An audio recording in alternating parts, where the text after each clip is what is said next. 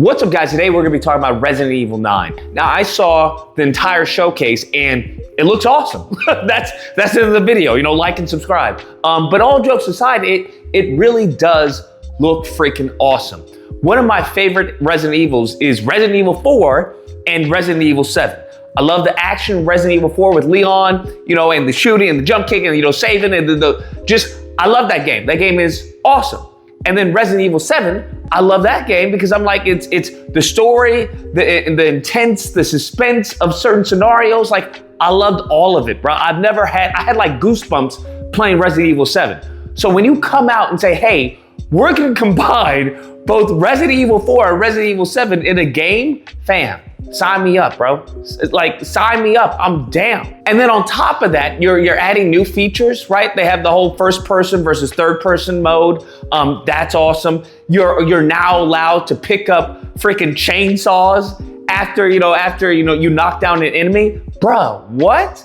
What are we talking about? This is awesome. This is the natural progression of, keeping the Resident Evil franchise fresh and new. And the fact that we get to play as both, because there are times where it's like, I would like to do some action. I would like some action set pieces. I don't want constantly, find this key, figure out this puzzle, escape from this person. That can, I won't say get boring after a while, but you can only get jump scared or, frightened so many times before it's like, okay, let's move on, bro. Let's keep it pushing. So by them saying that there's sections where you're playing as Leon, and the combat in Leon looked freaking awesome. He still has that kick. He has, where you're shooting the enemy's legs. Now, I wasn't sure if they were saying if this was like, what's it called? Dead Space, right? Where you may have to kick, shoot an enemy's head, and how you shoot an enemy's head on enemy A versus enemy B may impact them differently. I don't know if that's what they were hinting at, because that's what it sounded like. But throughout the showcase, they just kept on showing that he was, shooting the enemy's, knees. This is something that has been in Resident Evil for quite some time. Shoot their knees and then you kick them.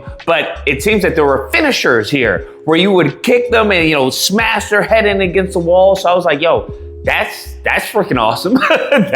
That's cool. Even with the girl, she has like this amazing, what's it called? Requiem, that's the gun, where it's like an insane, like it's like a revolver, insane, and just blows, it looked like it killed two enemies with one shot. So yeah, I mean, I don't know what people can complain about. I really don't know. I don't have an issue with the story. I don't see them letting us down with the story. The gameplay looks fire. The mechanics look fire. I mean, it's a W, bro. No matter what you like, there's something in this game, what it appears based off the showcase, that there's something in there for everyone, that it's a win-win. And games like this are, I don't know, it stays faithful to the series, but also innovates where there's innovation needed, okay? Being allowed to pick up the chainsaw, that's awesome. Being allowed to pick up enemies' weapons, that is a win. Because you're still gonna have to, manage the inventory and everything else that's included with a Resident Evil game. But, I really like that, bro. I really enjoyed the showcase, and I'm looking forward to this game heavily. This is a day one cop immediately, bro. Given that this is, amazing animation, you have to look at the amazing difference in animation of Leon versus the girl. Like, when she shoots, you can see, I don't know if it's because the gun is powerful, I'm sure it's a combination of both, but it's like, bam, like the recoil is insane because she's also, smaller than Leon, and it's a powerful gun, so it's like you lose everything and it just explodes. Where you see Leon, how the camera changes when he's kicking somebody, and it's that great sense of timing. So in a principle of animations, you usually have 3 speeds in any shot, right? You have slow, medium, and fast. And they do that with like, once they down the enemy, where he does the kick, it's like bam, bam, bam.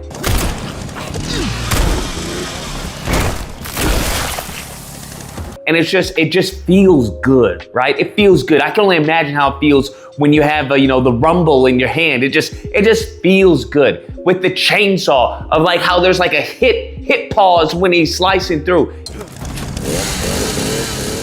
Nice. So good.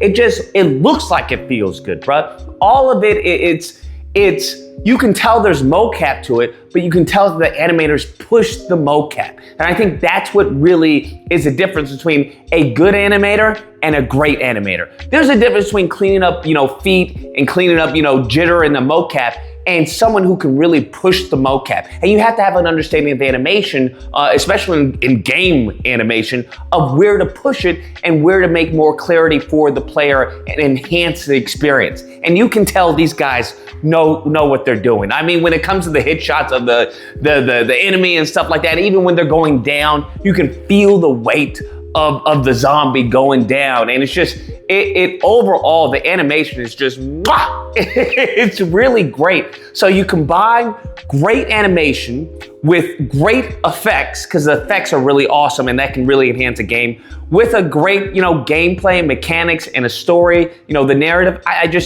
I see this as being a top contender for Game of the Year, to be honest with you. And 2026, if GTA 6, releases this year, but this is going to be a heavy, really competitive year for gaming. All right, I will say that. That's my take on it. That's the video. I hope you guys enjoyed it. If you did, please feel free to like, share, comment. Let me know what you guys think. Are you buying this day one, or are you like, I need to see it a little bit more before they get my money? All right, and subscribe. And until next time, guys, keep animating.